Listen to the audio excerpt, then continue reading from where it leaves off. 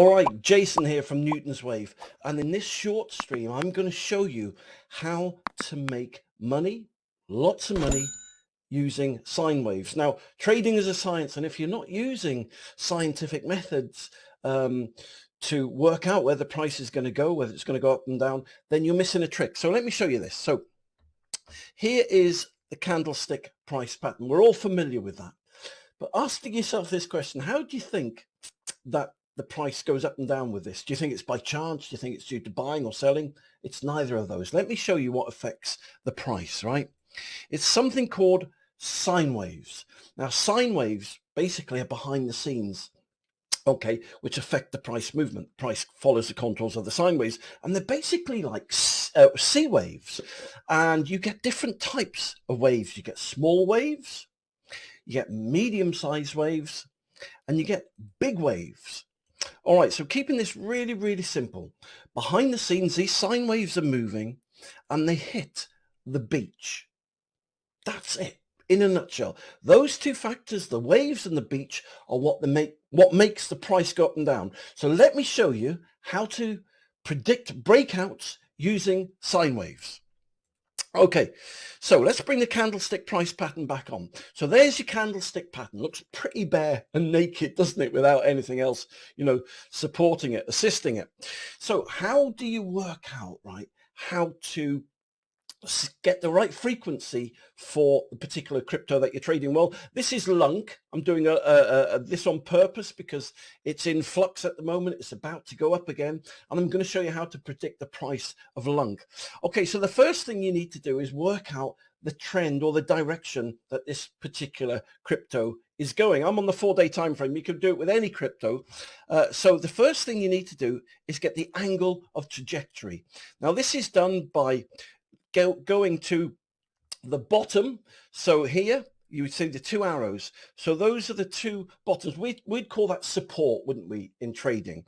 So those two arrows are two levels of support, right? And that angle right here is basically the support angle or the trend. And that is where we'd bring the beach on. So let's bring the beach on, take those arrows off. So that is how we get our beach. Okay, why am I using a beach? Well, it'll all become very, very clear in a minute. Okay, so let's take the slope. So there you go. So we got the slope, we got the beach, and you can see that the candlestick price pattern is following, it's moving up the beach. Now let's bring the sine waves in, okay? So here's wave number one, and this is where it gets really, really interesting. And hopefully this little stream that I'm doing will show you that there is a lot of science behind price movement. Now you see here, look at that. So where those two X's are, those two crosses, so those are the 2 points in which you've got the crest, which is the top of the wave, and you've got the trough, which is the bottom of the wave, right? So those two, now you can start to see that the contour of the candlestick price pattern is following the wave, right? So I said there's lots of waves, didn't I? But I'm going to keep it really simple. I'm just going to do a small, medium, and large wave in this instance. So there we go. There's wave number one. Let's bring wave number two on now. So there's wave number two. Now you see that they hit the beach here, and it follows the contours of crest one. Now we're on crest two here. So let's bring crest two in. Okay, so we got crest one, we got crest two. So there you go. There's the third crest there. So now you can start to see that it's more than coincidence as to why, right, the price is breaking out and collapsing like a wave. The wave goes up, it goes to a crest, it loses its path and it crashes back down. It's called exponential decay. That's what it is when it comes down. Now let's bring the daddy of daddy waves on, right? So this is the big tsunami wave. So you can see it's following the exact contours.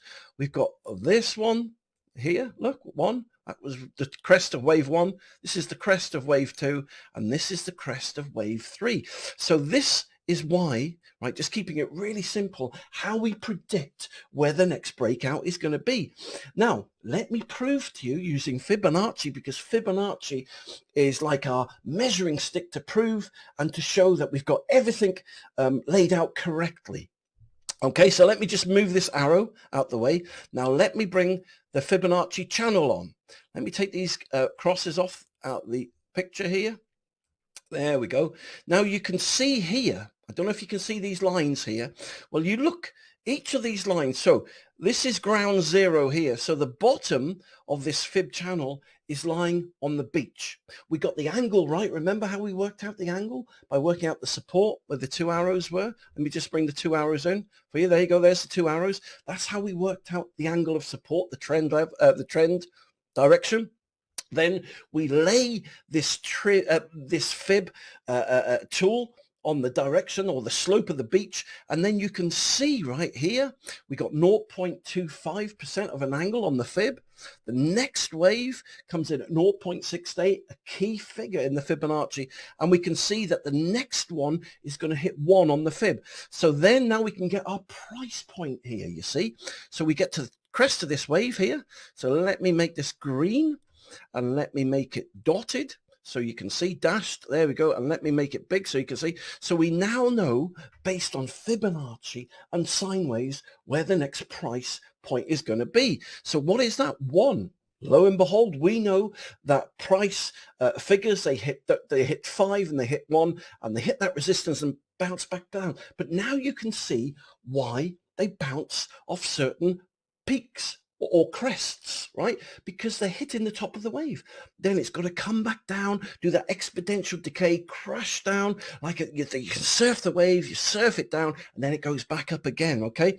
And that, my crypto followers, is how we would predict the breakouts using Fibonacci tools and using sine waves. So there you go. I told you, didn't I, that trading is a science. It's very, very simple when you know how, and that's why I do these live streams and these videos, because I want to show you price movement isn't based on fundamentals. It's not based on the news. It's not based on pump and dump kind of promotions done on Twitter, on social media. It's happens, price goes up and down because it's following sine waves, right? And when it hits the beach, which is an overall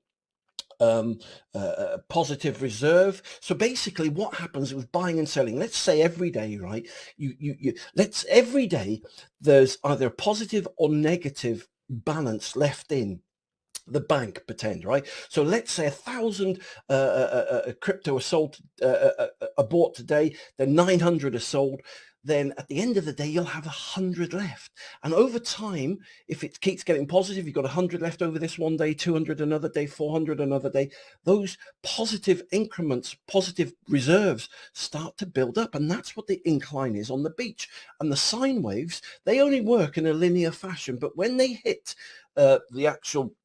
the incline, the reserve, the increasing positive bank balance, you get an exponential amplification, and that's what causes the price to go up and down. So I just thought I'd keep this video really simple and show you how to predict breakouts, right, on any crypto using sine waves. So listen, thank you very much for taking the time to watch this video today, to listen to me, and please, if there's something that I want you to do, please study up about sine waves, because trading is a science. Once you start using science to trade, you'll reduce and dry up your losses and you'll make lots and lots of money, right?